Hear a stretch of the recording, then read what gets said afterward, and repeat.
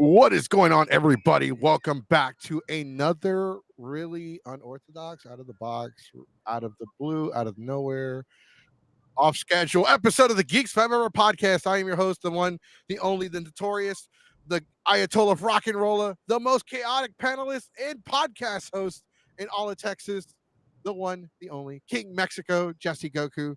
What is going on, everybody? It's Saturday. We usually don't do episodes on Saturday, but it's a special episode. It's a special episode because we are interviewing one. We are interviewing the individual that runs one of the premier anime conventions in Houston. One of the and now considered one of the longest running conventions in Houston. That's insane. One of the longest, not the longest, not yet, but one of the longest. All right. I'm here by myself. No co-host, no producers. So there is no skinny. We'll cover that on Monday with our very controversial topic. We're going to get into that later on in the episode. But thank you for joining me, the one, the only, Sarah from Delta H Con. Hey, happy to be here today. That's right. Thank you for being here. I will do a second introduction because we are now officially going live on Instagram. That's right, ladies and gentlemen. We are live on Instagram, Twitch, and YouTube simultaneously, brought to you by Restream. This podcast is brought to you by Delta HCon and BACon. BACon is July 6th and the 7th in the, I don't have the location, but I will get that later. And brought to you by Delta HCon at the West Chase Marriott, July 12th through the 14th. You can go to Delta HCon right now, get your passes, get your hotel, and, you want to come hang out with the Geeks 5 crew because we are the life of the party. That is right. Shouting out to some of our viewers on Instagram. Shout out to some of our viewers across all platforms. We don't get all of our numbers anymore because Restream is kind of dumb, but it is what it is. Thank you for joining us, Sarah. Well, thank you for having me. And just so you know, BACon is at the Houston Marriott South this year. That's right. So sweet. Yep. Hide your kids, hide your wife. If you know, you know. Yeah, no. So, well, first off, I want to say welcome back. It's been almost an entire year since you were on the show. Last time we had you was on a Sunday. This time we had you on Sunday. Right before show. It's kind of hard to get the showrunners on. That's right. Guys, if you have any questions, any comments, anything about Delta HCon, go ahead and feel free to ask.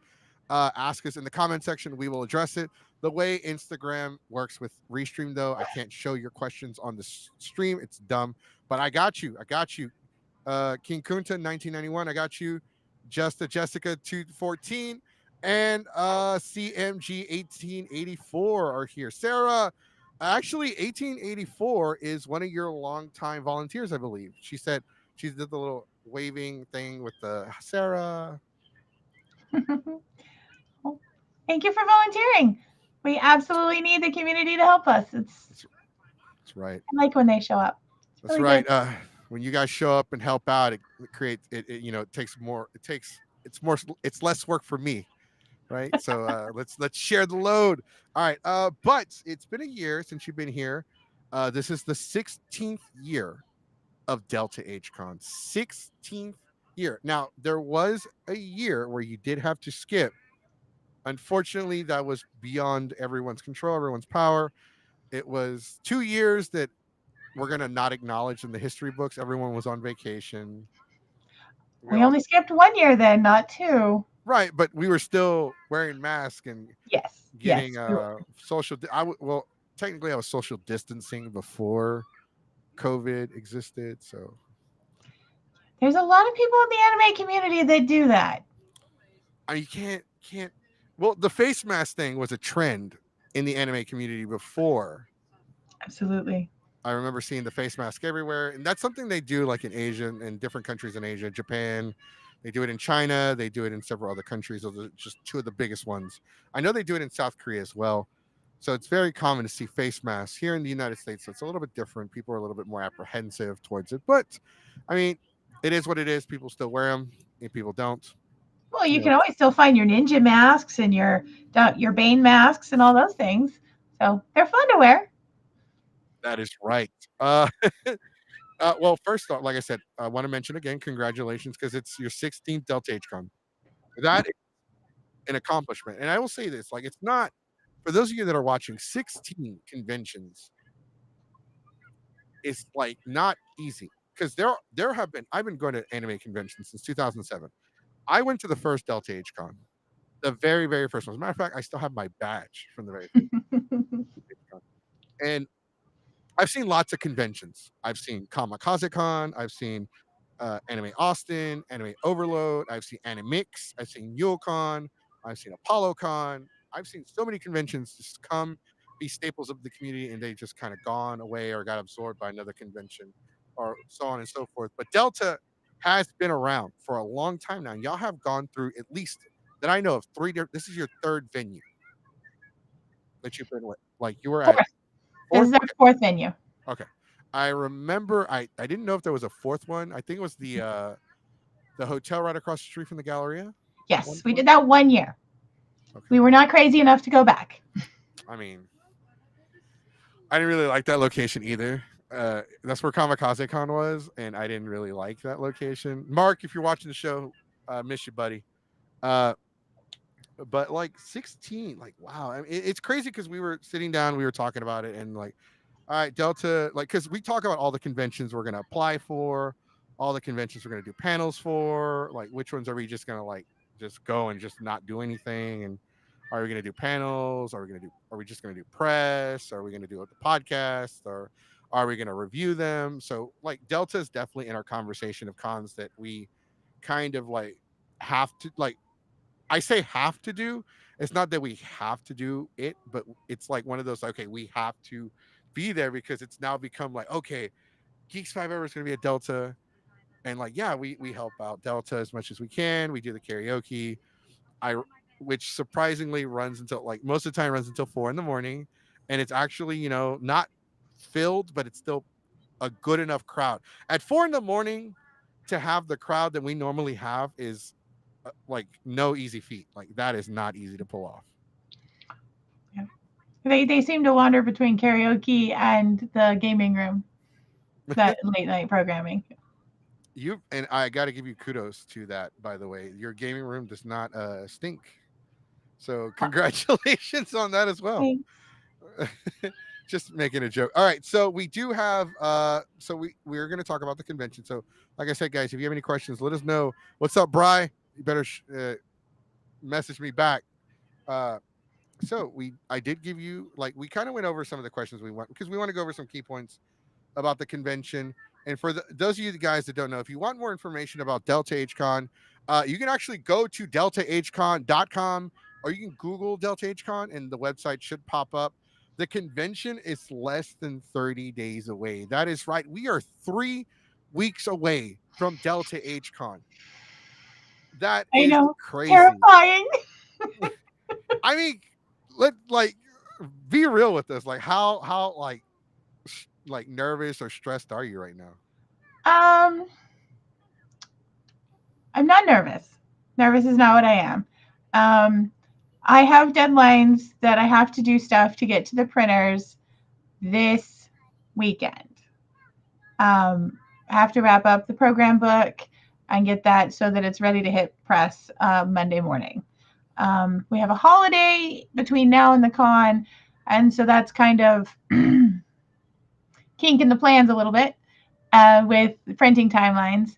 Um, but all of our guests are inbound at this point. I have all their flights done. Um, the badges are designed. They're ready to go to print. I just have to the book and the badges go to the same printer, so I put it in the same order. Um, we have our walk down to the hotel Monday just to make sure that we're on board with what they're doing and they're on board with what we're doing. It's just the pre-show walkthrough. Um, so there's a lot of work still in front of me, but it's normal, last minute.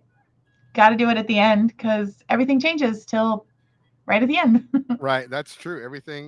Everyone has a plan, ladies and gentlemen. Everybody has a plan until they are punched in the face.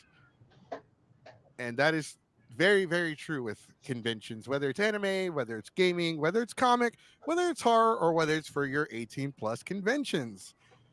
Yes, everyone has a plan until things sometimes happen, but you got to make the best of a, you know, bad situation. Some real quick, got to acknowledge some comments in our Instagram post. Uh, just Jessica says, I caught y'all live. Might check out Delta H. Sounds like fun. CMG 1884 says, it's so close and I'm so happy to volunteer again. I think this is my 10th year volunteering for Delta H Con. Wow. So here's the thing. And I know I gave you a list of questions, but I'm gonna kind of we're gonna talk about those. So there are some things that I did not, because when you asked me, I was at work and I had to come up with some questions like, okay, these are like what I typically ask. But I gotta acknowledge that one thing that Delta HCon does like remotely better than most conventions is that y'all y'all treat the volunteers like humans. And I've worked for conventions, not saying any names of the conventions because this is not that kind of podcast episode. That's Monday's show. But not saying names, but there are some conventions out there that have treated their volunteers like dogs. Like and it's horrible, like because people, like, I feel like, and it's not every convention, it's maybe like a handful. There are some conventions that treat their guests like not their guests, I'm sorry, volunteers, like, okay, like, thank you, without you, like, there is no show. Like, you people, like, conventions need volunteers to help make things run smoothly, right? Because they they offer a service that, it's, and then you have a lot of veteran. Whenever we talk about volunteers, we always talk about the fact that your convention has a lot of repeat volunteers. You have a lot of veteran volunteers. CMG, I know them from high school, and I know that they've volunteered for a lot of conventions. And I know they've constantly volunteered at yours. The fact that you have so many people that just come back to volunteer at your con speaks volumes. And to kind of add kind of perspective to it for our viewers and listeners, uh, you ever worked at a job where people are sitting around the water cooler and gossiping and like sharing, oh, the supervisor treats me like garbage? Yeah, so it's the same thing with volunteers. Volunteers talk, they share cheese man, tea. They talk, don't work for this con, don't work for that con, don't work for this con. But like your con, I've never like really gotten that. Like like I said, you get people that are coming back to work for the con, which is amazing. Yes. I was playing, but it takes my toy. Okay. This. Yeah. Say hi. Hi. Zelda. Oh, you can't really see her, but say hi. Hi, Zelda. All right, go play with her. Daddy's doing something real quick. Okay? All right. Yeah, it's not Geeks 5 ever unless we have some kind of person in the background interfering. Yeah, so like I say, hey. So yes, for our volunteers, we do try really hard um, to feed them and get them someplace to sleep. What? You feed them? We do. We feed them. Did y'all Breakfast, adopt them lunch, or and something? dinner. Oh, Would y'all like adopt the volunteers? So I know they work really hard, and I know there's places to eat around the show, but it's, you got to leave, and then there's sit downs, and you got to go for an hour, and you got to have a car. I don't So know. Like, there's places that like people say that they're walking distance, but I don't know if you've been out there. It's like a desert walking through that parking lot. so I also understand that it's July Yeah. in Texas, in Houston. So it may be walking distance. It may be under a mile. It may be half a mile. There are places to eat at the corner, but that's like 3 blocks away in July. Yeah. I would like the volunteers to come back in one piece and not be found dead in a parking lot because they died of heat stroke. um, so yes, we do feed our volunteers. That's Um, great though. I'm glad that you guys take care of them, that you feed them, because I've said this, like volunteers are like the foundation of the convention. They're they're like the legs. If conventions were a body, I believe that and panels are like events, panels, guests are like the heart and soul. Volunteers, people like to say that volunteers are the heart and soul.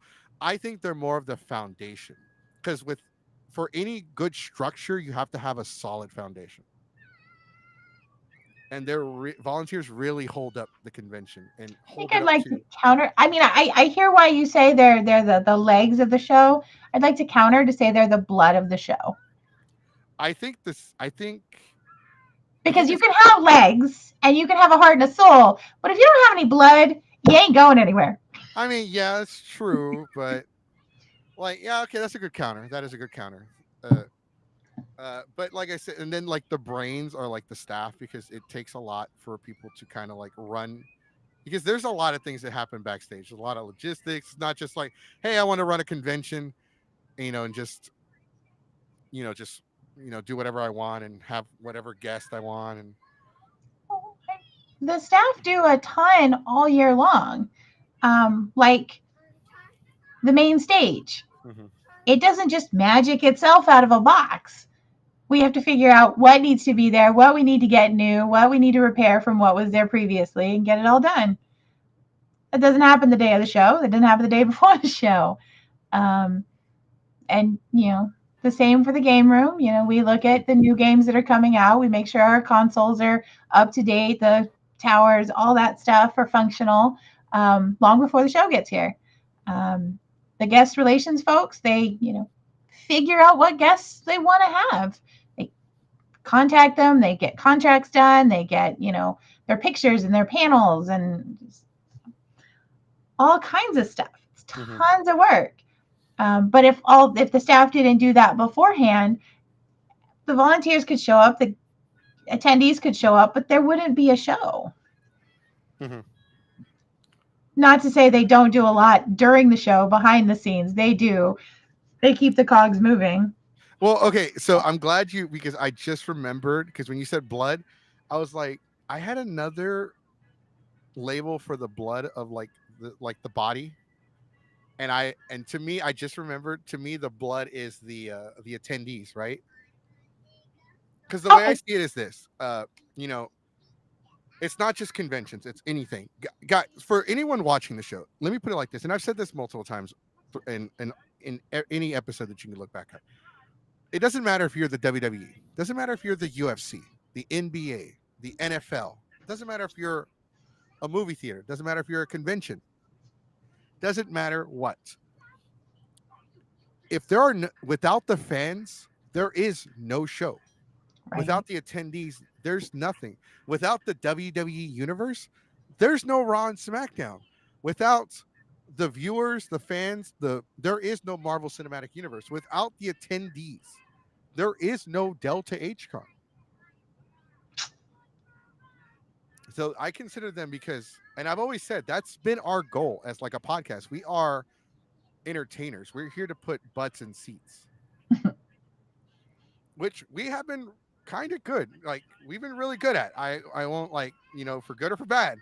We've been pretty good at filling in seats. That's how we met John Gramillion, the voice of Gentle Criminal from My Hero Academia. He was a fan of the show, and he like, oh yeah, I watch your show, man. I like how y'all just talk trash about everything. I'm like, yeah, that's what I want to be known for, is the trash talking show. But we do have like, and I've spoken to other people, and we we started off as just like a channel that, like, okay, we're going to talk about like what's wrong with the community, like the drama, and not to get too far into it, but we're going to talk about like the issues.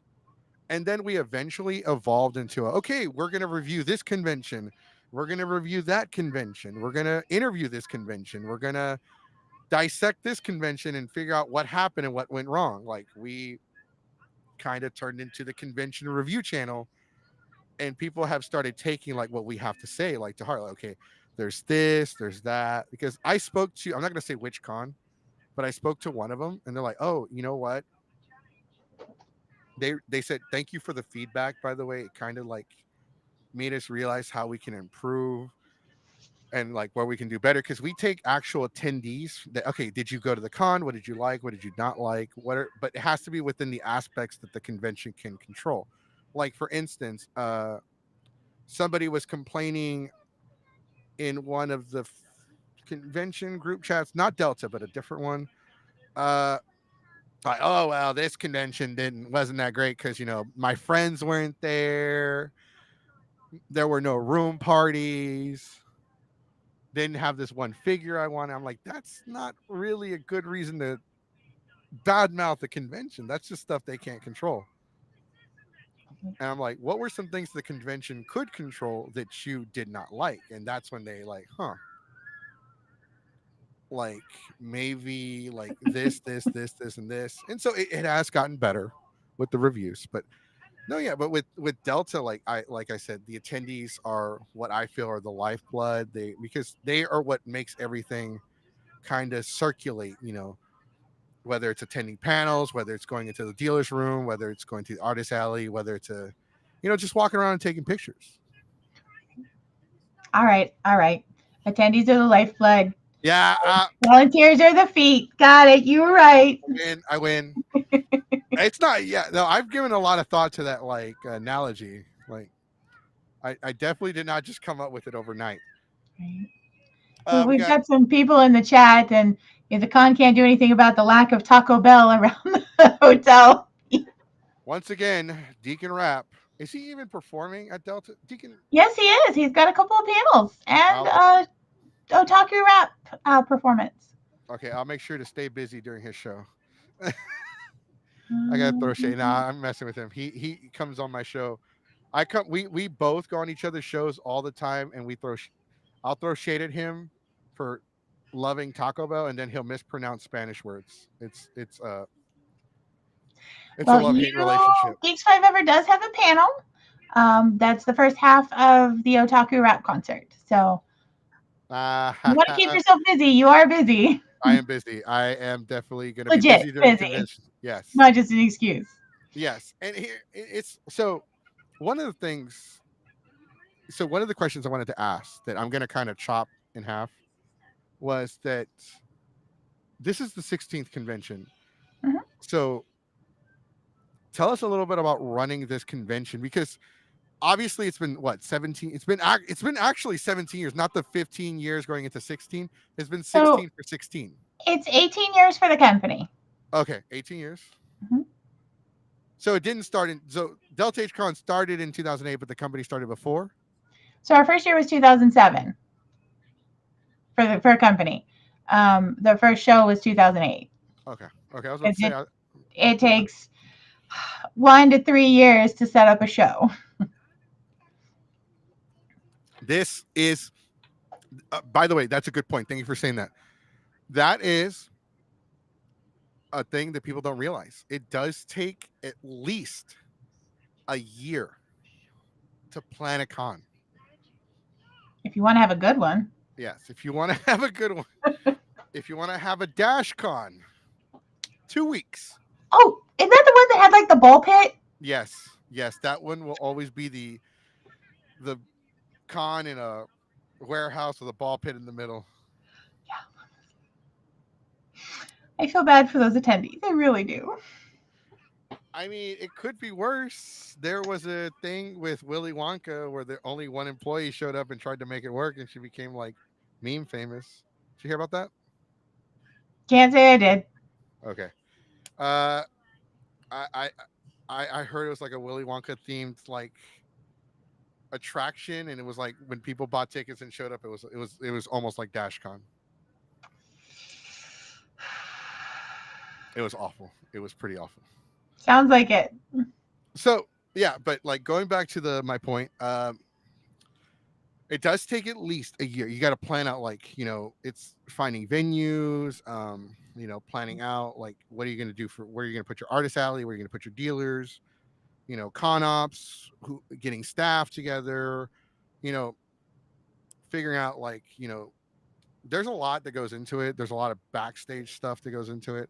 I have learned a lot about conventions and how they're run just by being friends with a lot of people over the years. And they'll tell me invent like, oh yeah, I got to do this, I got to do that. Um, so if you want a good con, at least a year or two in advance. So if Uh, you want a decent date at a venue that's not like just one panel room, you're looking at you need at least 9 months ahead of schedule to talk to the hotel, talk to the venue, whatever, to try and get on the books where you want it. Um, Even just renting a little park, if you want it for the whole day, you've got to reach out 6, 7 months early. Um, so that's part of why it takes so long. But um, the celebrities are also busy. They want to plan their year 6, 8 months in advance as well. So if you start talking to them a year out, you can get who their current agent is. You can get in touch with the agent. You can get through the contract negotiations, which with a good agent can take 3 or 4 days. With a not good agent can take weeks. Um, and then once you get the contract, then you've got to ask them for their panel list and their bio and their pictures. And then you go take the pictures and you send them off to whoever puts them in the framing for the con. Um, if you've got 6 to 12 guests, that's not an insubstantial amount of work either. And then you can, schedule your announcement dates, and you don't want them all at the same time because then everybody sees like one blip from the show. So you want to schedule that out a little bit. Um, and we're 3, 4 months into this process now, and that's just now we have guests. Now we've announced some guests. Um, but there's other things that take a little time as well. Um, it's mostly the hotel and the guests, and then just the sheer amount of work takes days and weeks and months to do. But I do real quick. I You actually have a shout out on Instagram from sorry Sefi, I always say your name right wrong. Sefi Hakubi from okay. you. Hi, If you Sophie. He's going to be one of the DJs at our Friday night dance. What did they call it? Club Kinyobi. So he is giving a shout out. Hi from CadaverCon. People are now very aware of Delta H Con when they've passed by my booth. Definitely can't wait to show Houston Real Annie EDM. I'll be doing that at Corpus tonight. Keep up the great work. Double high five emoji. Yay! So it seems like you have a. So I don't know if you're aware of this. Uh, I believe I have to look up my list because I don't have really good memory. So I believe it was last year though. You guys, I think Delta was in our. So we don't just review the conventions now. We do like a convention of the year award. We do like the top three, and then we do cosplayer of the year award. We started doing stuff like that. So you guys definitely last year were in the top three, which is not easy because we are very harsh with our grading. Right? And Like, and there's now a ton more shows than there were when we started. okay, so by the way, so that's another thing I was going to bring up that I didn't get to. So this year, you are. This is. I don't know if it seems like Delta has gone through a lot of obstacles because not to address the elephant, not in the room, but to kind of address.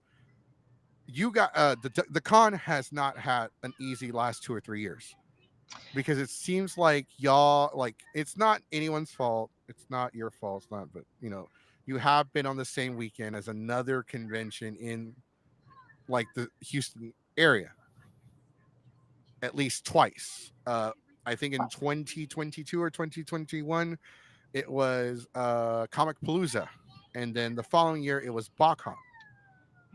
So can probably roll it all the way back to 2019. Our weekend in 2019 had a hurricane come across Texas, Yep. come across Houston. I remember that. Yeah. It took out the bridge between Texas and Louisiana.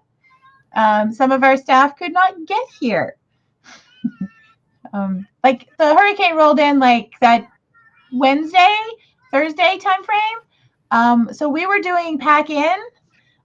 We made it to the hotel before the area around the hotel flooded and then went away.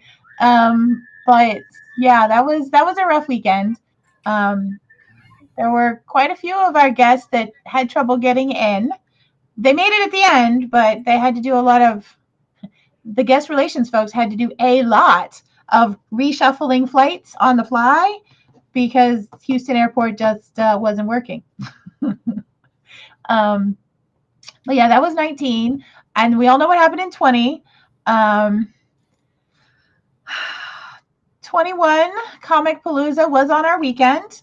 22 Comic Palooza was also on our contracted weekend, but we knew that early enough that we were able to shift our weekend.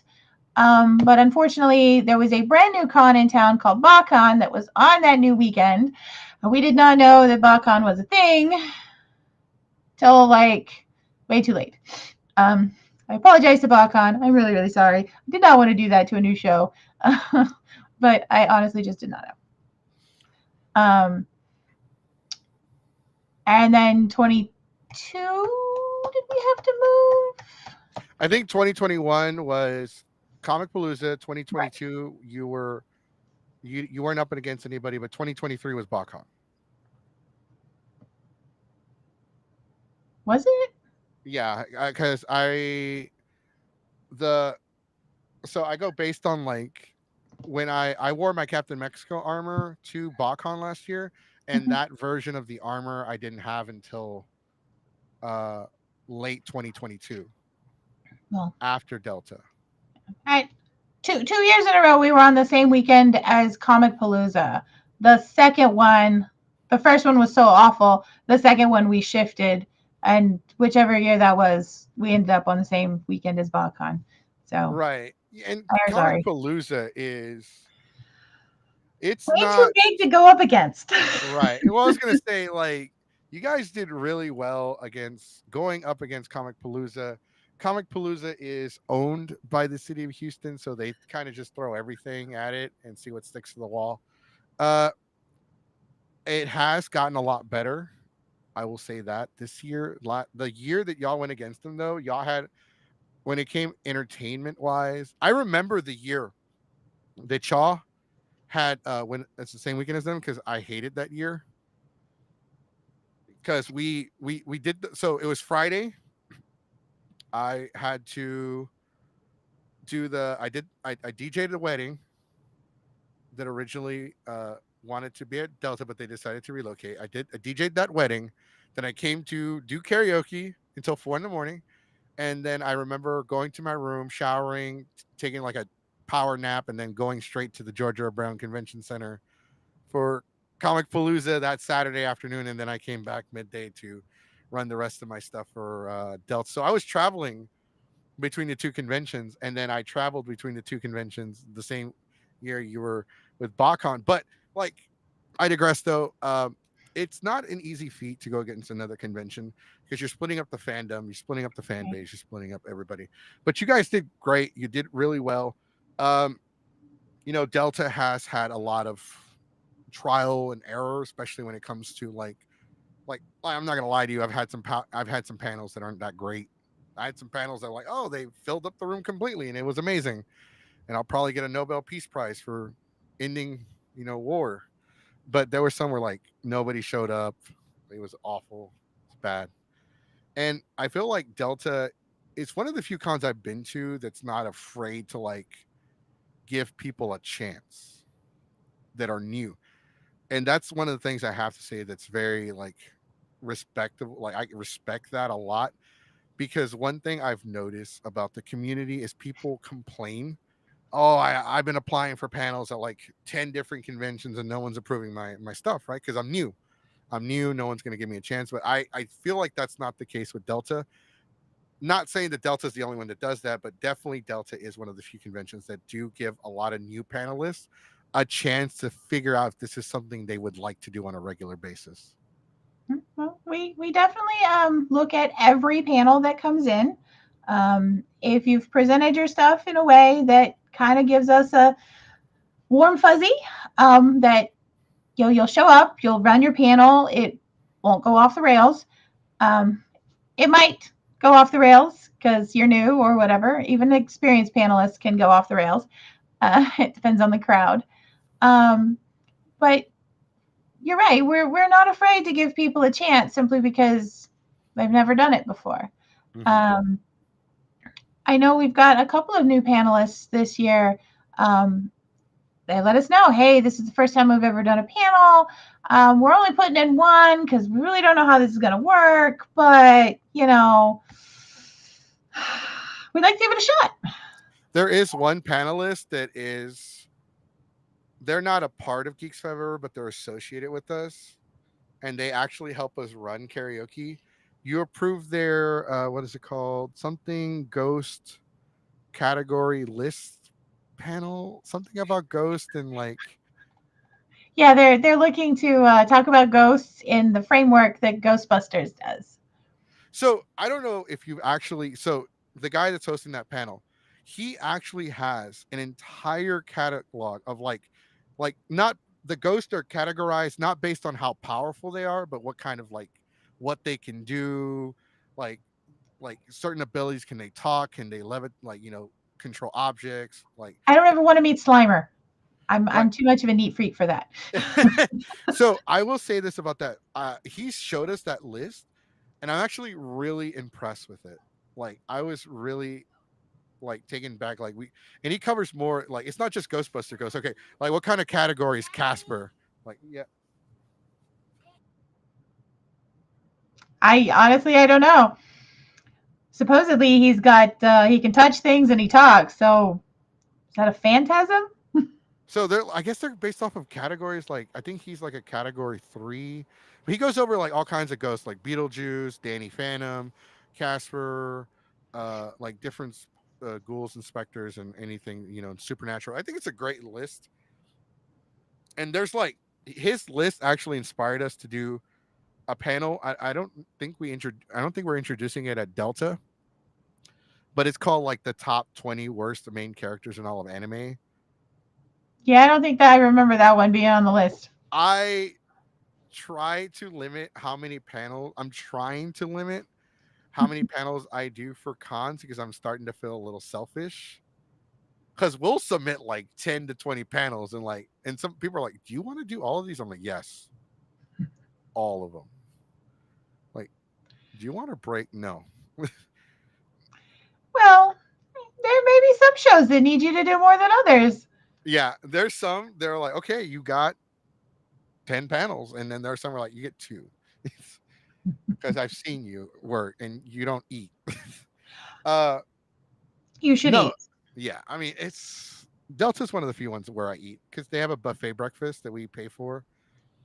Any like here as a cosplayer, anytime I eat food at a convention, I feel guilty because most con goers live off of sugar packets and water. Or dry ramen. Yes. Ugh. Anyways, you got another shout out from Lizzie Hedgehog on Instagram. Hey She said Lizzie, to hi. she said, "Woohoo! Happy 16th anniversary." Want to give a shout out to my co-host who just joined us. Super Saiyan Sonic, Rogue, Greg. I'm sorry if I and Mega Man 084. What's going on? Deacon Rap's watching on us on Instagram as well. It's interesting to talk. It's like Delta first. All right, so random plug. This con, obviously, this podcast is brought to you by Delta H Con. Delta H Con at the Houston West Chase Marriott, July 12th through the 14th. If you haven't already gotten your badges, just go online to deltahcon.com right now. I think the badges are still relatively cheap. You can get them right now. And if you're like me, you're broke and you're cheap and you have to walk around Costco and fill up on free samples because you can't actually afford to feed yourself. you might want to do it now sooner than better because the prices do increase and they're kind of more expensive at the door. But you know They're who's going to be 45 there? online right now, and they're 50 at the door. $5, and that's like that's a $5 foot long right there. Not Uh, saying nothing. We do have super early bird passes for like $25. So, but you gotta buy those like a year in advance. yeah, you gotta buy those. I think I bought one last year. For I think it was like 20, 25. I don't remember. Yeah.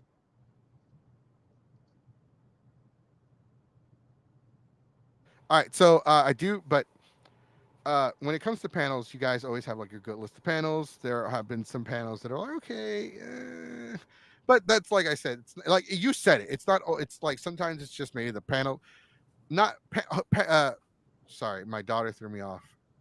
Uh, Panel hosting is not for everybody. You gotta definitely. There's a level of you can have anxiety, you can have a panic attack. If you're shy, if you're not really outspoken, definitely being loud and obnoxious like myself helps. But Well, there's also, we put panels on the list that, we think will go off, but then the community's like, that's so last month. I don't really care anymore. So that's the problem with anime yeah, just or might the not anime show up for that cosplay panel. community. That's definitely cosplay community. That's like there are definitely some panels where like no. There are a lot of panels though that are being hosted. Um, Deacon Rap that we did share with Deacon Rap. Deacon Rap has 4 panels this year at Delta HCon, including Otaku Rap.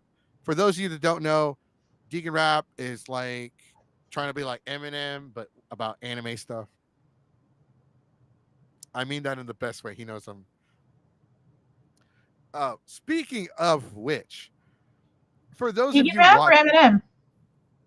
say that again. Speaking of Deacon Rap Speak or Eminem? both Deacon Rap. So we Okay. actually are doing a very special live podcast from Delta HCon. It might not be in the con floor because they have some sitting areas where we could do the show.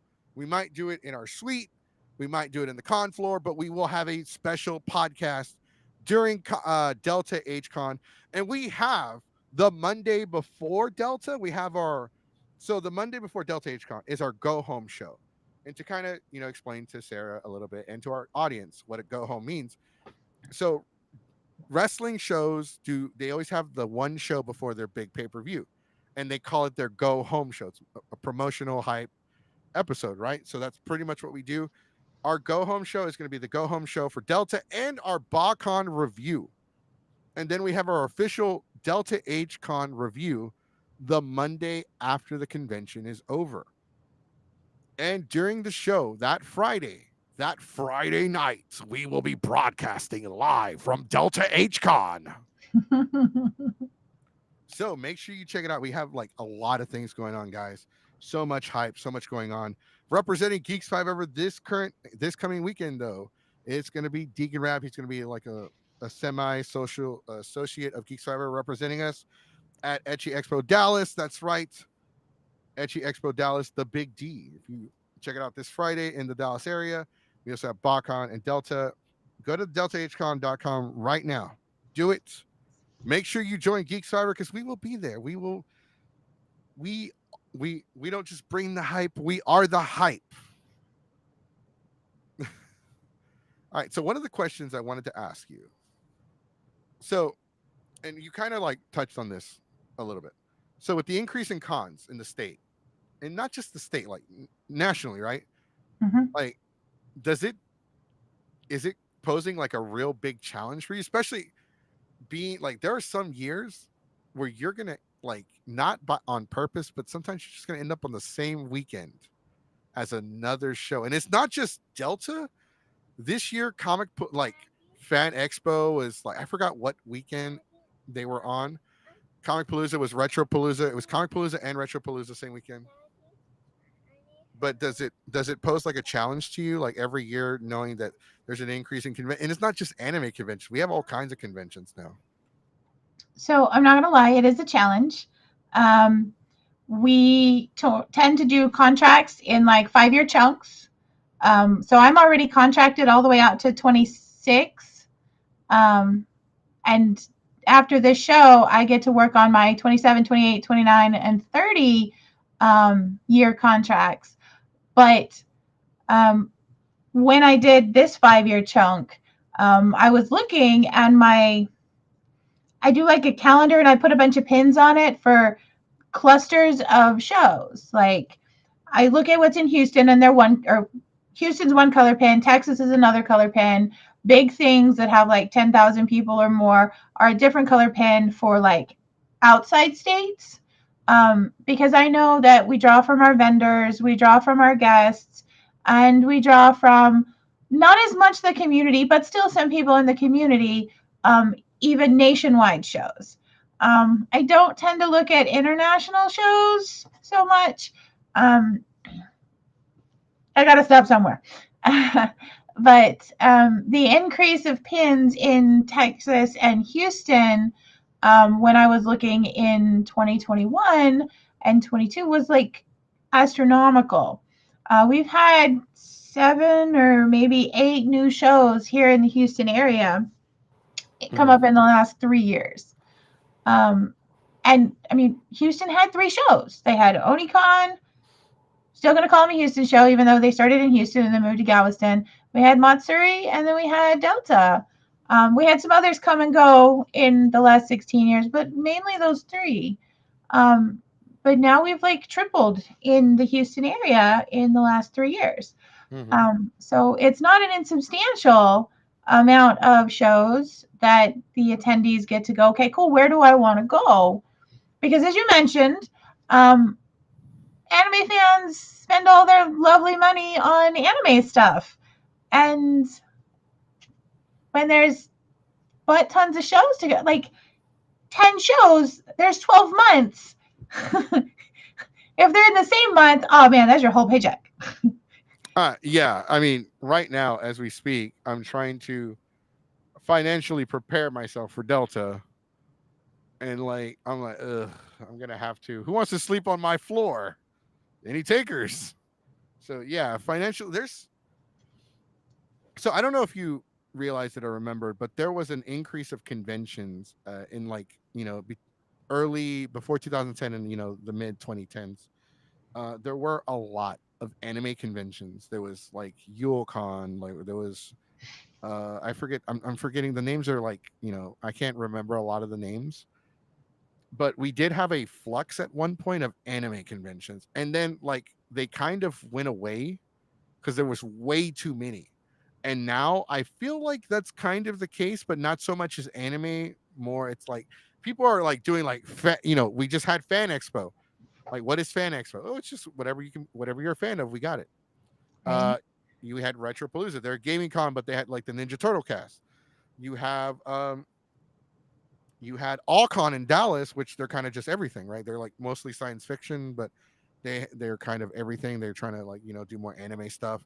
Comic Palooza, obviously, it's like it's play on Comic Cons. They're trying to do anime stuff. So you and then like not to mention, we haven't like acknowledged this yet, but and a lot of conventions don't consider this competition, but the Texas Renaissance Festival is also competition for conventions, not just anime and Comic Con, but Right. conventions So as a you whole. you do have the Ren fairs. So the Renaissance Texas Renaissance Festival north of us, but you also have 2 of them out toward Austin. One of them's earlier in the year, one of them's later in the year. I think at the same fairground Is out there. isn't there one going on right now in the Dallas area? Yeah, it's kind of up toward there. So I know there's like always a Renaissance going on. Uh, Yeah, I think there's like three different ones that kind of rotate throughout the year here in Texas. Um, uh, quick shout out to CMG posted. That's why this is kind of to our earlier conversation because there's like a massive delay between what we're talking about in Instagram. So CMG says that's why I'll never do a panel. I have huge stage fright. That is a valid reason. Horror Film Festival and Anime Matsuri are the same weekend this year. I did not know that. And Horror Film Festival is in the same venue as Delta, or at least I think they are. That was I think they were there last year, and it was Yeah, the massive. our venue has managed to pick up quite a few um, other shows this year and last year. Oh, I know. Um, I'm very much aware because they have people have been telling us like, "Hey, did y'all know we got another adult con and another adult anime con?" I'm like, "Really? Another one?" They're like, "Yeah, you need to go and like host your stuff there." And I'm like, I'll think about it." um, So it's just because it's in October, and October is I like to go to the Renaissance, and I don't really do conventions from October to December. So like I said, I am strongly considering. I don't. This is for, and this is a topic for a later episode. I don't know if you watch the Renaissance HBO Max documentary. Probably gonna start distancing myself a little tad bit, just tad bit. But I digress. So one of the questions I wanted to we talked about like it obviously it's going to be a challenge every year because you have to come up with new and innovative ways to bring people back because if it's the same thing over and over, and I'm not trying to talk bad about conventions as a whole because I love cons, but unless the cons do something different every year, like different guests, different fun panels, all kinds of things to kind of stand out, it's kind of just a glorified flea market. You pay, you go into the artist alley, you go into the dealer's room, and like that is like I actually like going to the dealer's room at especially Delta. Man, last year at Delta, I got some Dragon Ball Z figures that I actually got a better deal in the dealer's room than I would have gotten online. And I'm always up for saving money, so I love that. well, It's I'm glad always you were able to find some Dragon Ball figures that you liked. yes. People are like, yeah, like he needs more. Hey, everybody's got to have their thing. Hmm. So here's the tough question. This is one of the tough questions I gave you a chance to kind of prepare for, and you can be completely honest with us, or but this like we've acknowledged that this is the 16th convention. We've acknowledged there's a lot of work, there's a lot of competition. In your honest opinion, did you think you'd get this far? Thinking back to the me that was sitting on a desk talking to somebody who used to run Kamikaze Con with Mark. Um, no, I can't think I ever thought at 18 years later I'd still be doing cons. Sitting there talking to her, I didn't know I'd ever do a con. She convinced me to do a con. And, well, I guess I'm just stubborn. So I get some contracts and I keep doing cons. Right, because it's not like let's not sugarcoat it. It's not easy. No, It is not easy at all. Like it is a lot of work. I mean, you have had some private conversations. Jesse, did you do this? It was like that when I found it. And it's rough. Like just hosting panels and like doing what we do for the con. Like it takes planning. Like we were planning. So for Delta last year, when we planned everything out, not just the panels, but like everything we did during the con, like with our group in our private hotel room and part of the panels, just for BotCon, we were planning like so the con was in July. I think we started planning in March. And we're not even like staff on the con, we're just panelists. right? So I, we were I already getting I that. acknowledge that, to have even one panel takes some forethought and lots of effort. Everybody has some sort of presentation, whether it's a digital presentation or it's just a group of friends that have gotten together and figured out, how they're going to choreograph what they're going to do. It's true. It's a lot of work. And like the funny thing is, and I will share this, so the panelists do talk. Like some of the panelists do like we have like a little I'm joking, but we it's kind of like we have a staff meeting. All right. And then we kind of share tea and like, oh yeah, this con was awesome. They were easy to work with. Oh, this panelist stole my ideas, stuff like that. Just water So cooler the talk. volunteers talk, Yeah. the panelists talk, the vendors talk. If you screw over one, everybody's going to find out. Oh yeah. So don't be that con. Oh, like I have, and that's the thing. Like I call myself, and this is where I have to constantly remind people. Like in the beginning when I do my introduction, I'm like, I am the most chaotic panelist and podcast host in all of Texas. That's actually not true. I try to be on time, and I try to end on time. I try to be professional. I'll show up. I won't cut, like, hey, like they gave you an hour.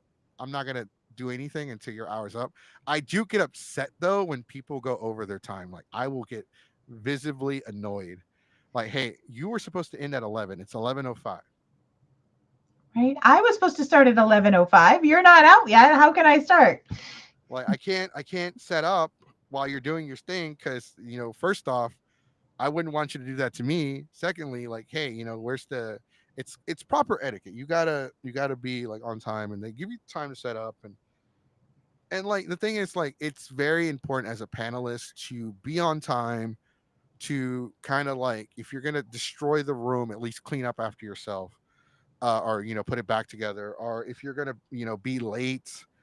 I One thing I don't do is, when we run panels, we have so not just me, but like some of our other members, we have something that's called a backup panelist, because that's why we have co-hosts, right? Like that's why I have a co-host for the show. In Right. case I can't do it, they can fill in, because that's how, like, because we have to have a backup. My daughter is constantly coming in here, like, and I know, I don't like, I don't mind her being on the show. I just don't like the fact that she's like harassing the dog. She'll chase him away, like, ew, go away, ew, gross. And then when the dog like takes a hint and leaves, she's all like, where did he go? Come back. Oh, she sounds like she's 6. She is 5. And she one year when she was like 4, we our dog is almost 3 years now. And when he was still like 1, she had like a little, it looks like a nightstick, but it's like filled with soapy water so the kids can make bubbles. Has like the little thing inside of it. It's like a bubble wand. Right. It's a bubble one. And she was trying to hit the dog with it. And I'm like, hey, don't do that. And then she started smacking me with it. And she's like, hi, hi. And I have like video footage of her.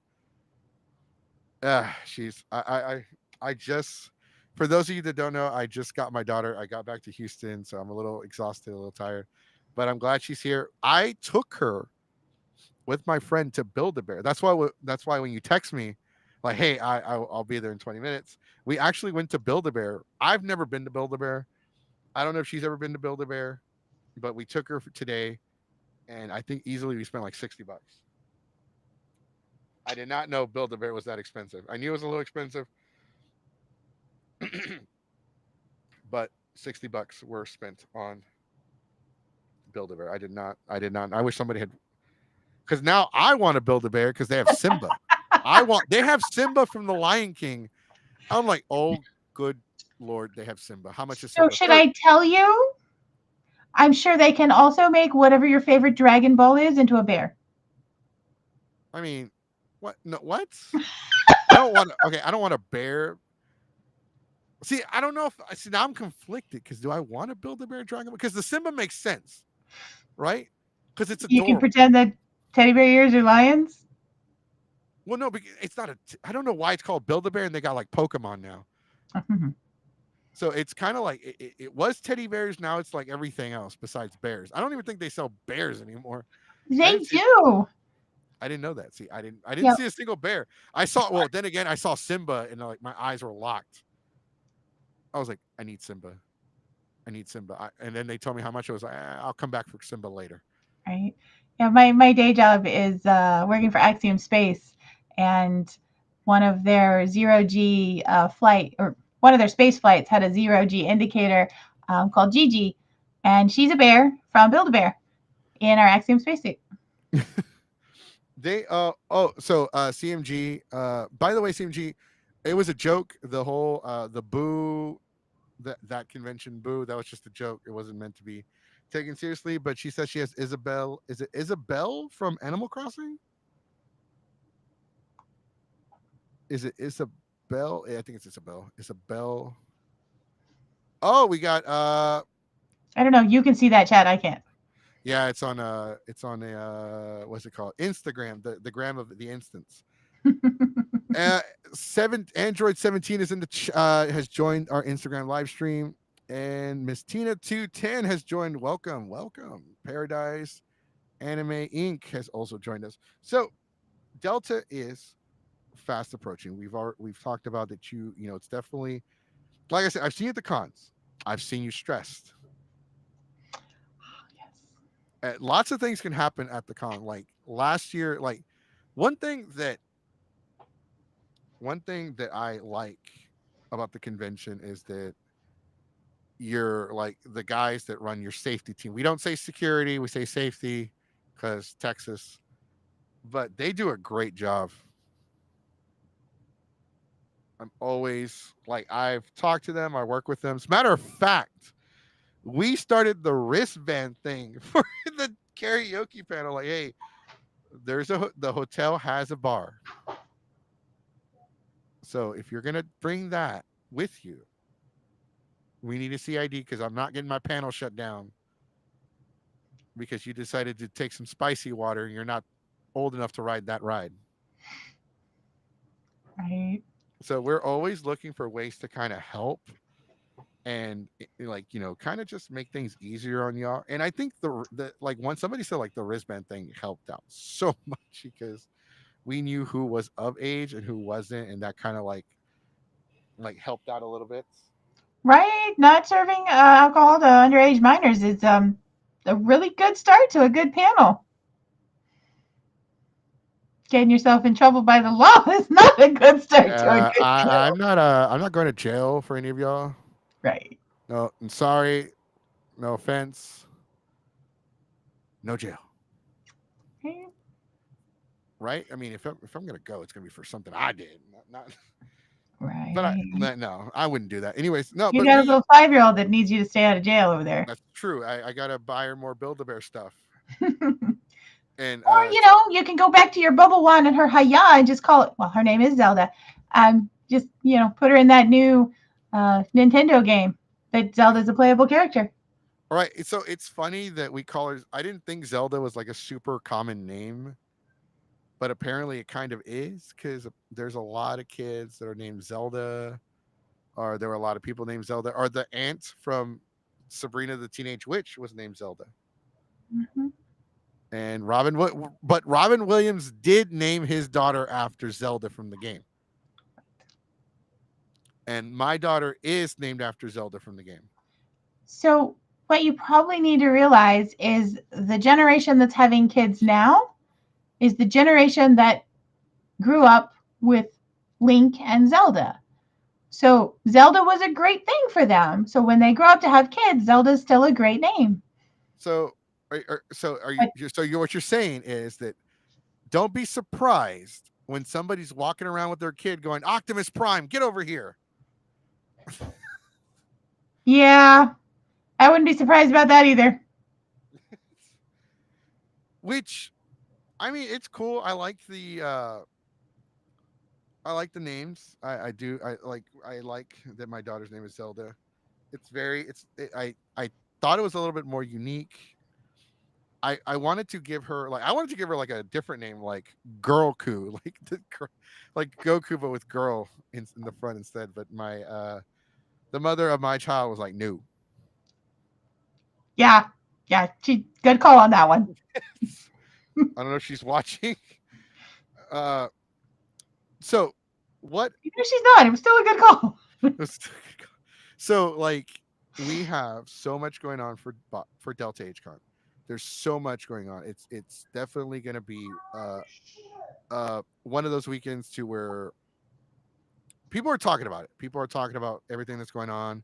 We got a lot of new things going on. How like last year y'all were in the running for Con of the Year. This year y'all have a strong like I guess lead up to it, like the lead up to the convention, is pretty strong right now. People are talking about it, and it could. So let me put it like this: our highest scored convention this year is a tie between three conventions, and it's an 8.75. Well, I Uh, don't know what the rules are. I don't know what the scoring is. I can't even say I knew it was a thing that we were getting rated. So I just try to put on the best show I can every single year. y'all got an 8 out of 10 last year.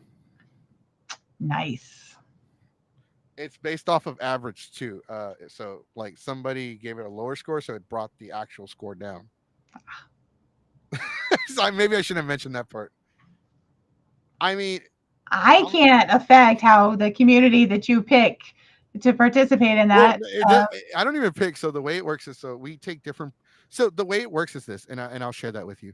Uh, we take different people who have different perspectives of the convention, because the convention is not going to have the same experience for every, like, for the same two people. right. So that we took that into heavy consideration.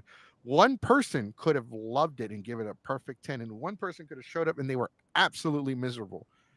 And then we want to know, why did you love it? Why were you miserable? What were your pros? What were your con? What were your pros of the con, and what were your cons of the con? That's a play on the word. Yes, princess.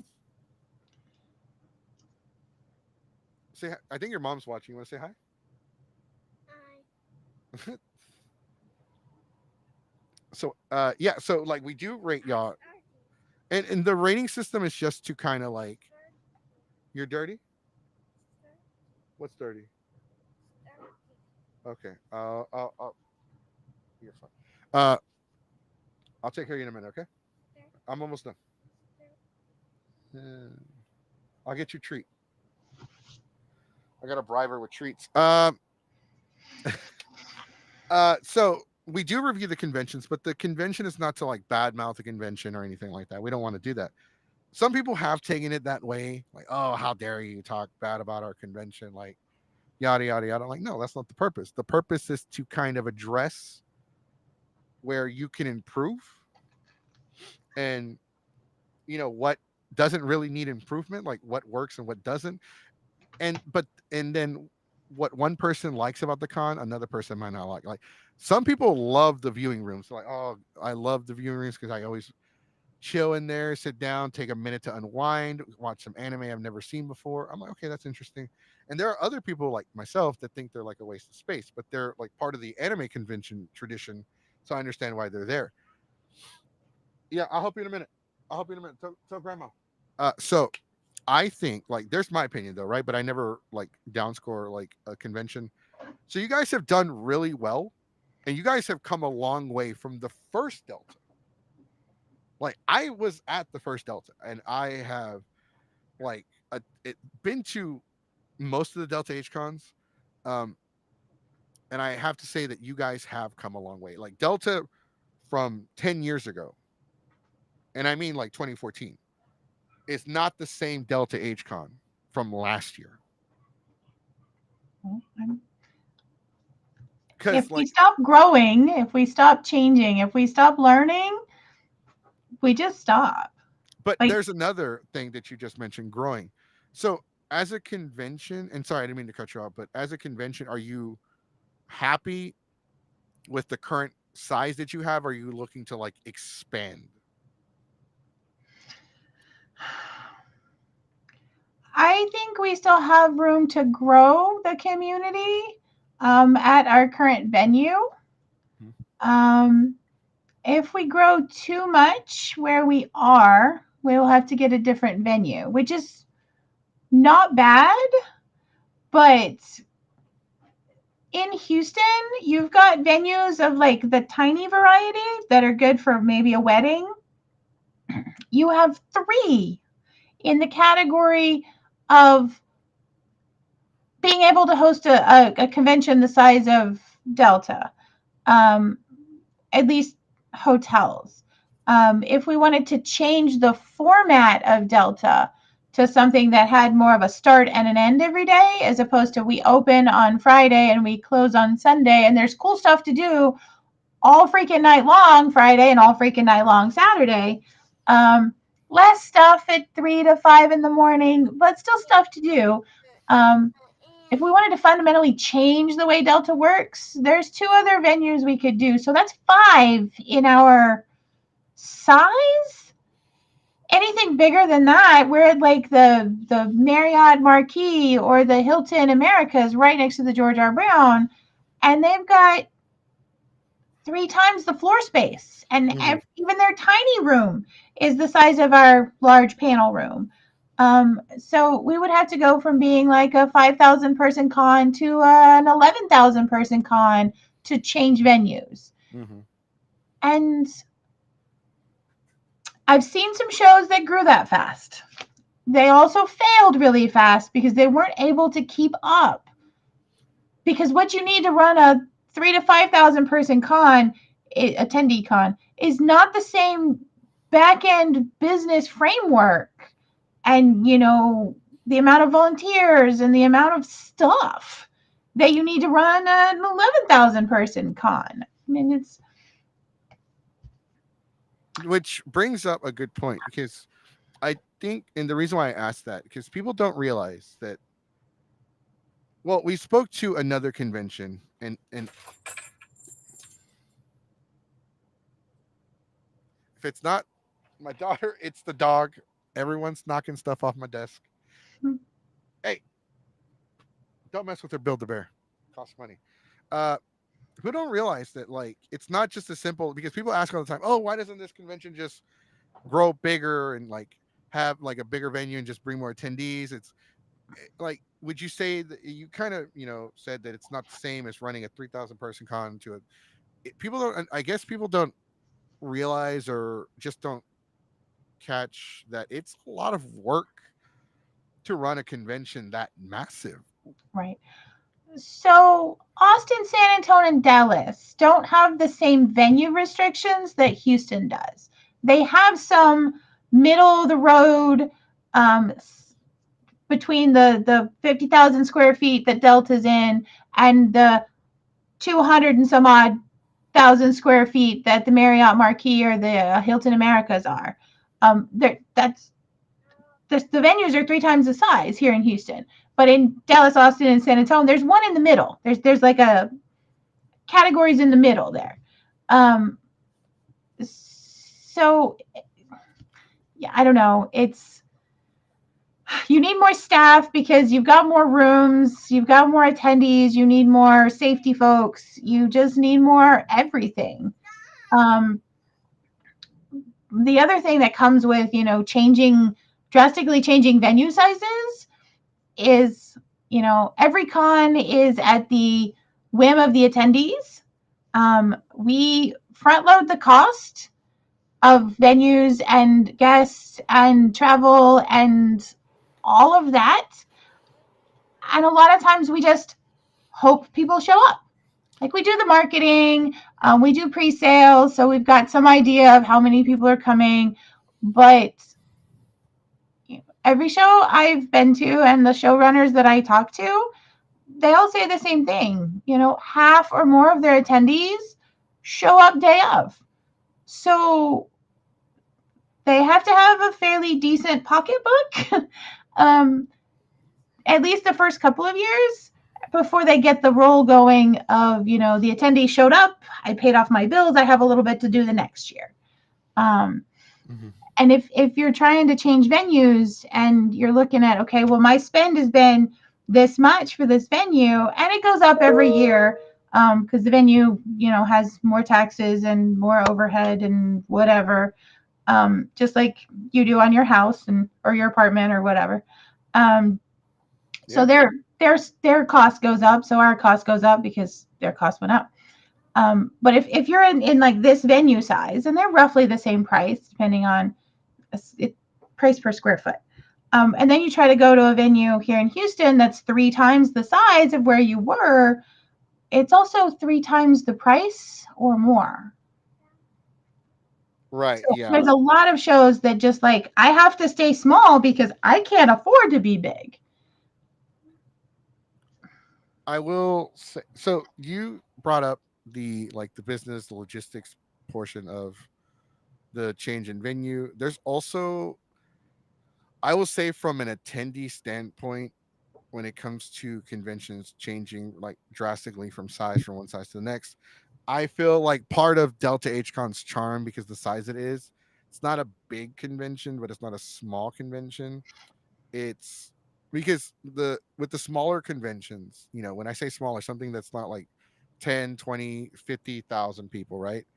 Right. uh People tend to be a little bit more social, a little bit more friendly, more open to like speak, like you can make friends a little bit easier at, like, I call them homie. If a convention is more homie, you can make homies at the homie con.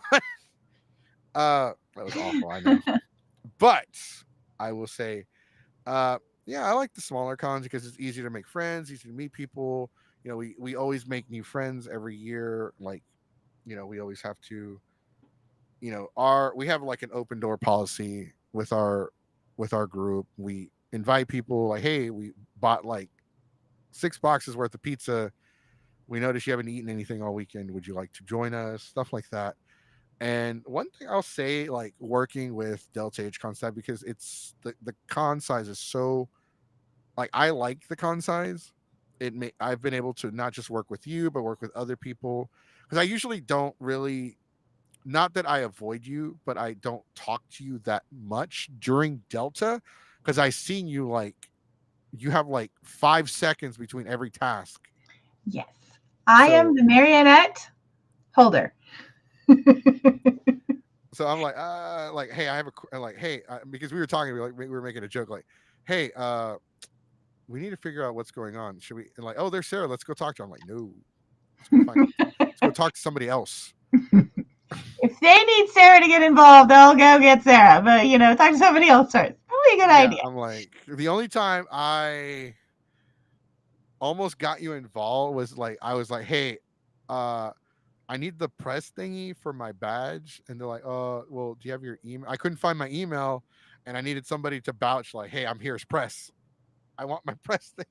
Because, Right. like, with the press thing, like, I, so some of the events have dress codes, and when you're there to review it and not just as an attendee, like, hey, I'm not an attendee, I'm just here to kind of observe and review. Right. And because I do not have formal wear, I don't do formal wear. I only do them for like weddings and wakes and quinceañeras, and that's about it. And I was like, I need to get in.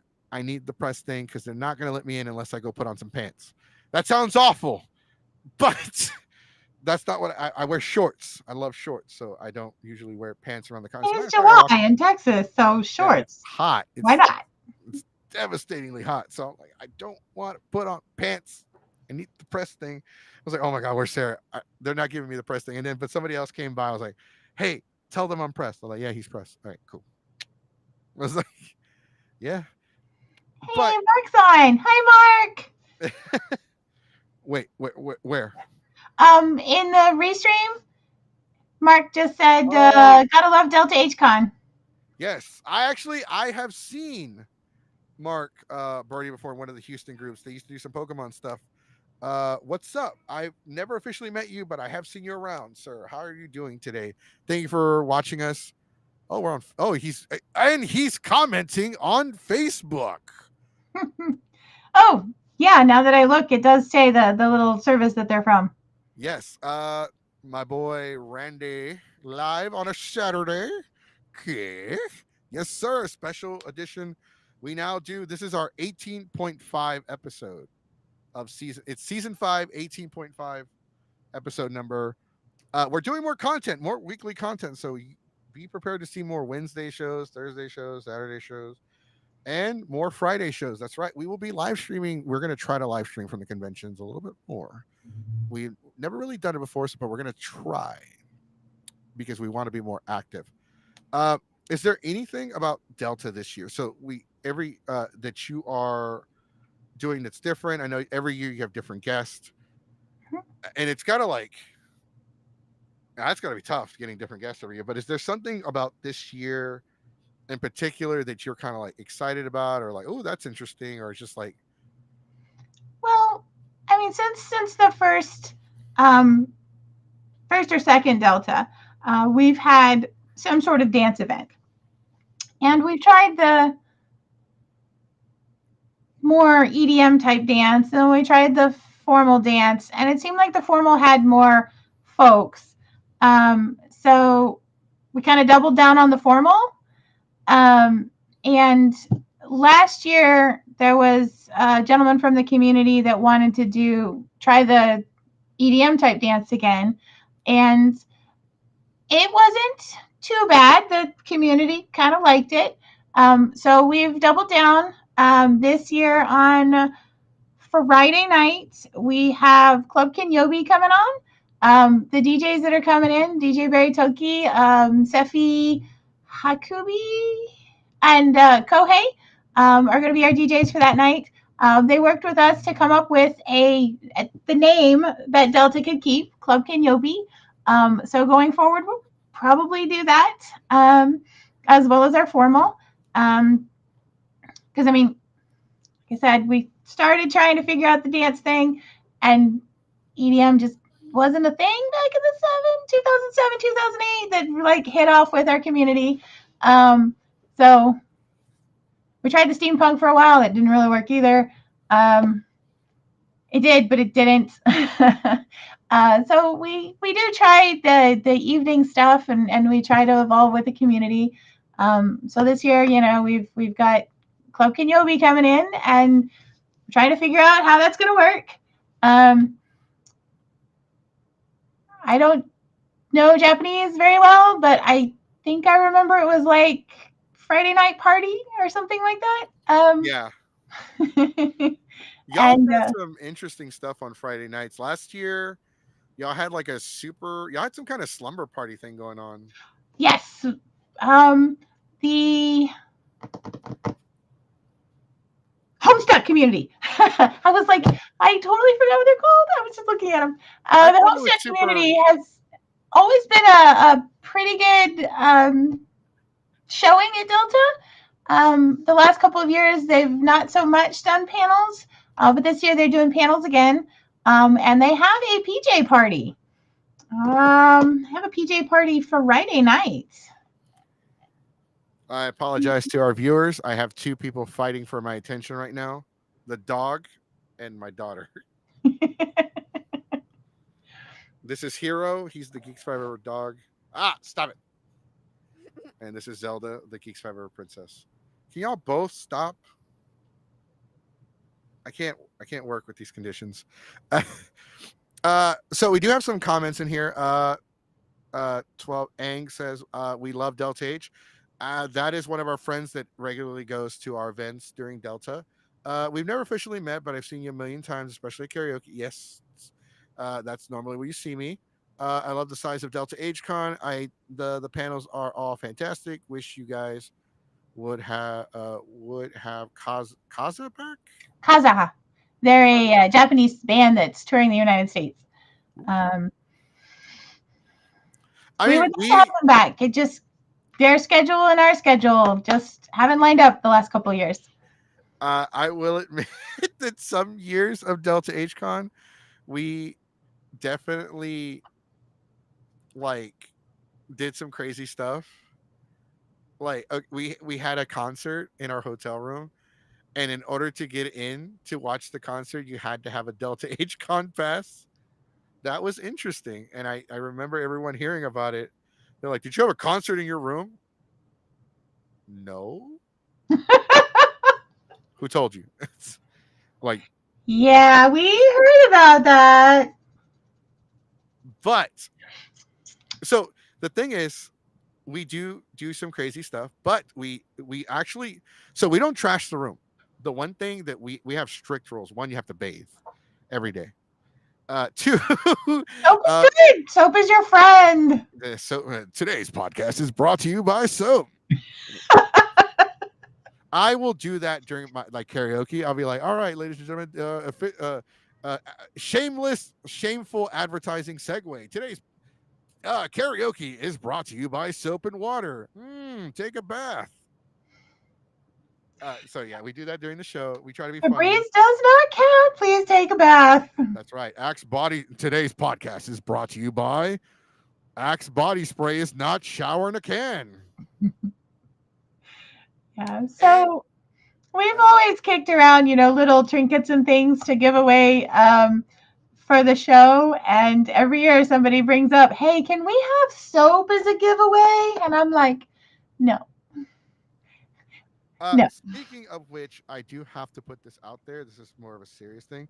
Please do not spray people with Febreze or Axe or anything like that. Lysol. That is considered assault. So that has been a thing lately. Please don't do it. We don't recommend that you do it at all. For one, you could spray someone in the eye, and it's a chemical. So, like, honestly, we just tell everybody, look, just put on some fresh deodorant. Grab The, some baby wipes, the main reason it's freshen considered up. assault and you shouldn't do it is because people are allergic to that. So we have people on staff who are allergic to the the hand sanitizer likes to come with aloe in it. They're allergic to the aloe. So we have to be careful which sanitizer we get. We have people on staff that are allergic to Febreze. So we have to be careful about that too. So you never know who's allergic to what. So don't spray people with stuff. Just because it's good Exactly. on you doesn't mean it's good on them. Yeah, it's true. It's very, very true. Let me check Instagram real quick because I haven't acknowledged that chat in a little bit. Want to give a shout out to Choppy Waters, Zion Fox. You just saw Zelda. Uh, don't. She just went to go harass my dog. Uh, I made and bats, no bats. Oh, and she just stepped on my dog. He just cried. I probably should go check on them pretty soon. But someone sprayed my friend last year. Yes, that is a no-no. We do not condone that. We don't do it, guys. Don't do it. That's a serious thing. And just keep that in mind. With that being okay, so kind to go back to the panel. So last year you had the pajama party, you had the formal, we had the single social gathering as well, which I don't know how it turned into a dance. I have no clue. I had a speaker playing music to kind of break the silence because I don't do awkward silences. And the music is kind of like it's actually a really good icebreaker because it gives off like a depending on the type of song, it gives off like a vibe. And then someone's like, "Can we play Cha Cha Slide?" And then like the whole room just Yes, Mark, we have a couple more to go, but not very many. yes. Wait, what was the Mark asked if there were more guest announcements to come. There are. There are a couple more spooled up, but which brings up another question. Is can you share with us not the ones I officially? haven't announced. No, not that, not that. Has the schedule been finalized? um, I had some people today message me about their panels. I said I was So sorry. I I said don't I know was what those sorry. emails say. I'm trying to get the book to print, and I know panels go in the book. So, um, but I got to get a lot of stuff in the book too, and I want the book 99% done before I start looking at those emails because I'll get into email hell and I'll be stuck there for hours. um, but I would say the panels are majority done. There'll be a couple of little shifting pieces or ones that have to drop out, but that's about the change that's going to happen in the next 3 days. Mhm. After that, you can probably consider it finalized. Um, we normally do like an at a glance schedule piece and post it at the top of our event list so people have an easier time finding stuff. Because I know our event list is it's not insubstantial. It has a lot of events happening over the weekend, so it's a very long list. Once those get posted, I would consider the event schedule finalized. Okay, thank you. So the reason why I'm asking because this is something somebody brought up as a question to ask you, Mhm. and I kind of like already like told them what was the deal because I already know because I've been around the block. So you have a semi schedule on the website, right? Right now, the events are all listed that have been approved on the website.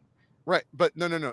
This is before you approved the panels. So I'm talking about like a week ago or a couple weeks ago. It might have been a week and a half ago. Somebody brought up like, hey, or because they approached them like, hey, are y'all not doing karaoke this year? I'm like, yeah, why? And they're like, oh, because you're not on, like, none of y'all stuff is on the schedule. And I'm like, what schedule? And I'm like, that's the guest schedule. That's not, because you have a guest schedule that is made far in advance, right? Like this is like stuff with your guests, like voice actors or guest Right. cosplayers So or attractions. so we've got some things that Delta runs, Mhm, like the staff runs and Delta puts together. mhm, And so those events go on as early as we can put them on. And then as soon as we start getting guests and their panels start getting slotted and approved by their agents, then we can release them when their announcements go out. mhm. So till all the guest schedules are finalized, I don't schedule community panels because the guests always have constraints, so to Yeah. speak. I need them at the Gold Path stuff, and they need certain times that maybe they have to record an episode up in their room, so they have certain things they have to do. Um, and not that I don't want to give the community the date and time and room they ask for, um, but if a celebrity can't make like a 4 o'clock slot, but they can make a 3 o'clock because 4 o'clock they got to go back to their room and record stuff so we can have cool new episodes of our favorite anime next week. Um, then I don't want to tell the community, yeah, you can have that 3 o'clock spot. Then go, oh my bad, now you need the 4 o'clock spot. Yeah. No, because I guess because there was um, some confusion earlier, like they were asking and they were like they approached us and they're like, hey, like because people, the one thing that has become a staple of Delta, which was never our intention, but it kind of just happened, is karaoke. It's like the one thing that people like, okay, yeah, yeah, we're gonna go to karaoke and we're gonna get, we're gonna have all kinds of fun and do all kinds of crazy stuff. I'm like, okay, cool. Make sure you have the wristband on before you do any of that stuff, and make sure you're responsible. But they're like, it has become like a thing every year that people kind of expect now because we've been doing karaoke for Delta. I want to say since 2018, 2019, somewhere around. Possibly even before that. Like I'm gonna be maybe because we didn't start, like we that was just something like, hey, y'all should have karaoke. What if we volunteered to host it just so y'all could have it until y'all can get somebody to actually do it, and then and we kind of just like it became our thing, and now we do it for other conventions. But like, yeah, no, that people were approaching us about karaoke, and it's like, yeah, we're gonna do it. We signed up for it. I signed up late for it because this year has not been very kind. But no, yeah, like people saw that schedule, and I'm like, yeah, that's the guest schedule. That's a little different. Like, that's yeah, they have different like regulations and rules for that because what if they got a what if they got somebody like, hey, I gotta go. Because I brought up that example, like, what if they got to go record, like, hey, I got to go record Bleach, but I got to host when you got to record Bleach at 2, but host a panel at 3. So I was like, yeah, that's probably a good example because I remember Johnny one year had to record anime stuff the following day for a convention. Like I wasn't even a volunteer. Like the con chair just came up and like, hey, Jesse, you're in charge. I don't even work here.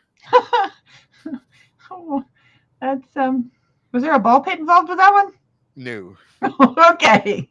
no, it was not a ball pit, but I was like, fine, Johnny, stay where I can see you. But it was no, it was Kamikaze Con because his band was there performing. His Ah, okay. band was performing, and I had to babysit the band and Johnny because Johnny had like bleach stuff the next day, He had and to go to sleep at a certain time. He couldn't just leave the concert running. oh no, he passed out. Oh, Somebody decided to take him to a room party, and he passed out. I was like, please don't be dead. Johnny, are you okay? It was this was 2010. This was 14 years ago. Oh, that was reboot comic Kamikaze Con. It was Kamikaze Con 3. The second year, I remember the second year, I remember the third year. Yeah, it was Kamikaze Con 3. I remember that year because that was the year they brought Johnny in to do because that was the year Jason David Frank showed up.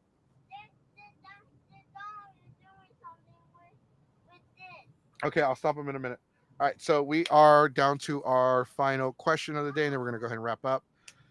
So Wit Delta's right around the corner. 3 weeks. 3 weeks. You have okay, so you still have a few guests to announce. My countdown timer says 19 days. That's 3 weeks. Sure. It's a little over 2. Look, I have one more paycheck before Delta. So Ah, that's how okay, fair, fair, fair, fair. I get paid bi-weekly. All right. So um where was I going with that? Okay. So are you waiting till after Delta? Or are you already kind of low key planning out uh already low key planning out next year? So we have contracts for 25 and 26. We know the dates that those are happening. I already have one guest on signed contract for 25. I've got another one said he will show up for 25. I just haven't had a chance to get him the contract yet. He was okay with getting it next week. And I've got a third that has said she will talk to me when she does her 25 planning about September. Okay. So, um, sure, we can go with low key 25. But yeah. So I will say this. I do not plan on hosting panels forever. I am already yes. Those names sound good, Mark. Okay, so uh I am low key already like so one thing about Geeks Fiber is I want Geeks Fiber to like be something that's going to continue even after I decide to step out cuz I'm turning 36 this year and I don't want to be like I don't want to host panels forever cuz I want to focus like my kid's 5 now I want to focus on her more and I'm definitely not going to introduce her until into conventions until she's a lot older. But with that being said, like we have other people that were like, hey, we're gonna show you how we do panels, so hopefully you can run panels in the future. That's why one of our panels is called Creating Your Own Panel 101. Right. I Like believe we that's on Sunday, right? that is on Sunday, and if we I look, I will be there even if like here's the thing. I love hosting karaoke super late, and I don't even go to bed anyway because like I don't see because our hotel room is until Monday. So like, okay, I'm just gonna stay up, host the next panel, and then once that's done, I'm gonna come back and go to bed. So that's why during the emails it's like, are you okay with staying up that late? Yeah, yeah, of course I am. Because Right. my hotel room is until Monday. So I don't have to like I'm not like throwing my luggage off the balcony just to make sure I'm out of the room by 12. You're hosting how to create your own panel is at 4 o'clock. So hopefully you're conscious by then. They made it sound like it was at 7 in the morning. You have an 11 o'clock in the morning, a hill I would die on. See, that's nothing, man. I only sleep like 3 or 4 hours. They made it sound like, okay, so if you run karaoke late until like 3 or 4, are you going to be okay for your next panel that's early? And they made it sound like I had to be there at 7 in the morning. Like, are you serious? Like, We've yeah, met I'll you, be fine. Jesse. We know you're not conscious at 7 o'clock in the morning. No, I mean, my panel still gets host. Even if I'm not conscious, I'm still there. My body's probably on autopilot, or one of my co-hosts is there. The panel still gets run. And like even then, we even volunteer to host panels that aren't even ours. Hey, did the host show up? No. Can I run it? I mean, I guess. Do you know anything about Evan Van Galen? Nope. I'll make it up. So Pretty like sure Evangelion panels went off because they had the cast of Evangelion a couple years ago there running. was 1 year. No. There was 1 year. Hey, where the volunteers like, hey, you're Geeks Forever, right? I'm like, yeah, what's up? Because we were gonna go eat breakfast because we had just hosted our panel. No, we were gonna eat lunch, and we just hosted our panel. And I'm like, hey, I got like 2 hours for my next one, so let's go get some food. But I don't want to walk into that Sahara Desert that you call a parking lot, so let's just eat at the hotel. And so somebody's like, hey, can you host one of the panels that's starting like in 10 minutes because the host is not here? I'm like, what's the panel? And they told me, I think it was Evan Evangelion. I'm like, bro, do you know I don't know anything about that anime? I was like, I'll host it, but I don't know anything about it. Like, I'll just go up there. All right, because I can talk my way out of a situation. But yeah, no, it's definitely one of those. Yeah, we like helping. Like, we enjoy helping Delta. We make sure that people enjoy themselves, and people really do. Like, one thing that I can say that I'm very proud of is that people that know us and that come to our panels actually have a great time. As a matter of fact, one of the vendors last year, I was walking to the dealer's room and the vendor's like, bro, you made me laugh so much.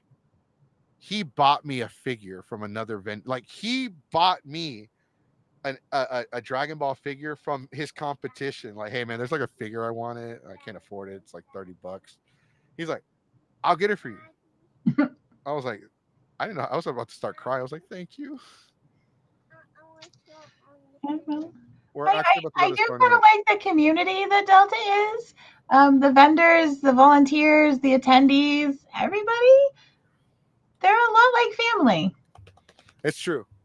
No, don't move my mic, please. We're about to go to the store in a minute.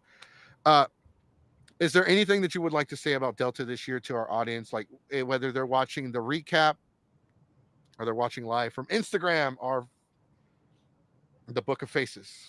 Mark has a thing in the chat. He says, before this ends, I attend many cons and Delta H Con is my favorite. Um, I too attend. I too attend many cons across the state promoting Delta, and for my own enjoyment. And I do try to make Delta the best one that I like. Um, so I'm glad other people in the community feel the same way. No, Delta's a great con. We enjoy it every year. People enjoy it. People like coming to our events. People like coming to hang out with us in our hotel room. People like coming to our panels. They like karaoke. They enjoy Delta. Delta, like, there was last year at like 4 or 5 in the morning. We were just hanging out like in that little couch section, where they have where you have your registration. We were just hanging out there. Everybody's just like talking, like, woo, party, because nobody wants to go to bed.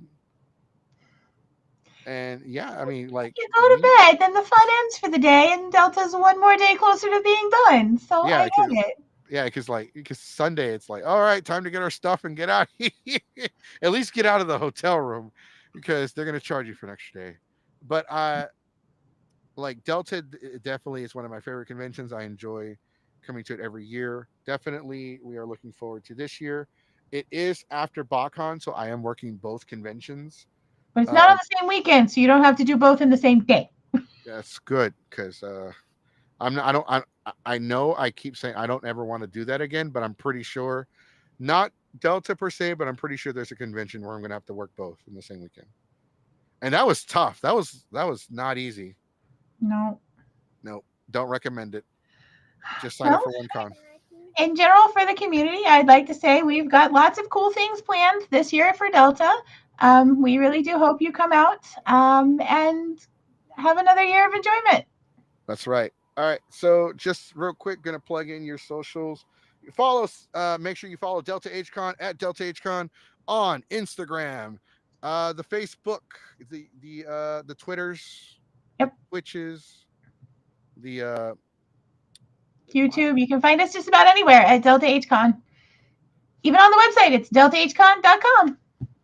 All right. So you're about to rip my cable, and I need this headset for work. All right. All right. So with that being said, ladies and gentlemen, boys and girls, Make sure you follow us at Geeks Forever. If you're watching on YouTube, whether you're watching us live or watching the replay, make sure you hit the thumbs up button because it helps us with that YouTube algorithm. If you want to be notified every time we go live, make sure you ringling the dingling button because every time we go live, you will be notified. Hey, Geeks Forever is live. They don't have lives, and you probably don't have anything better to do, so come watch them. Also, join us at Delta HCon, BotCon. We're also doing Anime Texas, More Phenomenal Expo, San Japan, and several other conventions I can't remember the names to. But in 3 weeks, July 12th through the 14th, Delta HCon at the West Chase Marriott. See you, Mark. See you, everybody. See ya. Thank you for watching. Make sure you follow us on Instagram, Facebook, YouTube, Twitch, fanfiction.net. All right, guys. Thanks for watching. We will see you Monday with our brand new episode. Have a good night. Peace.